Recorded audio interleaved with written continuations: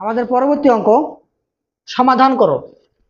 x³ - 7x² + 8x + 10 = 0 যদি একটা মূল 1 + √3 হয়, আমাদের যে এই সমীকরণের বাকি দুইটা মূল আছে সেই মূল দুটো নির্ণয় করতে হবে। তো এটাই আমাদের সমাধান। তো আমরা শুরু করি। প্রদত্ত সমীকরণটি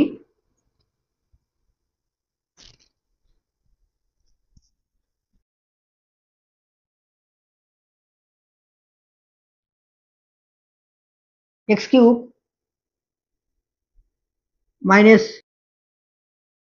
7x² + 8x + 10 = 0 দেওয়া আছে।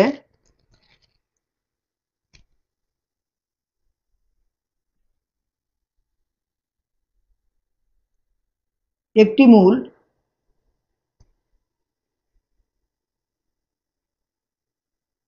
ওয়ান প্লাস √3, যেটা একটা অমূলদ সংখ্যা, আর আমরা জানি যে অমূলদ আর জটিল মূলগুলো জোড়া জোড়া থাকে। তাহলে অপর মূলটা কি হবে? অতএব অপর মূলটি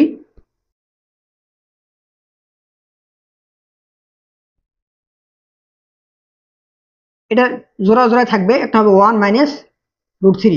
তাহলে এই যে সমীকরণের দুটা মূল আমরা পেয়ে গেছি, আর বাকি যে মূলটা আমরা জানি না ওটা বের করতে হবে। ধরি তৃতীয় মূলটি এ, ধরি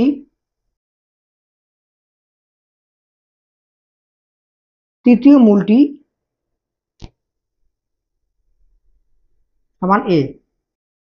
এই এর মানটা বের করব। অতএব মূল ও সহগের সম্পর্ক হতে মূল ও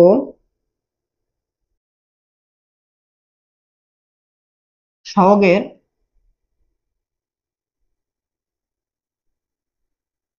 সম্পর্ক হতে পাই। তাহলে এই যে তিনটা মূল আছে আমাদের যোগ করে দেব। তাহলে প্রথম মূল 1 + √3 + 1 - √3 + a। আমরা জানি মূল তিনটার যোগফল কি? -x² সহগ বাই x³ সহগ। এখানে x² সহগ -7, আর সূত্রে মাইনাস হবে +7। আচ্ছা, তাহলে বা এখানে √3 কাটা, 1 আর 1 2, তাহলে বা a সমান ওই 2টাকে পার করে দেয় 7 - 2। অতএব a সমান কত? 5। তাহলে সুতরাং অথবা আমরা বলতে পারি যে নির্ণয়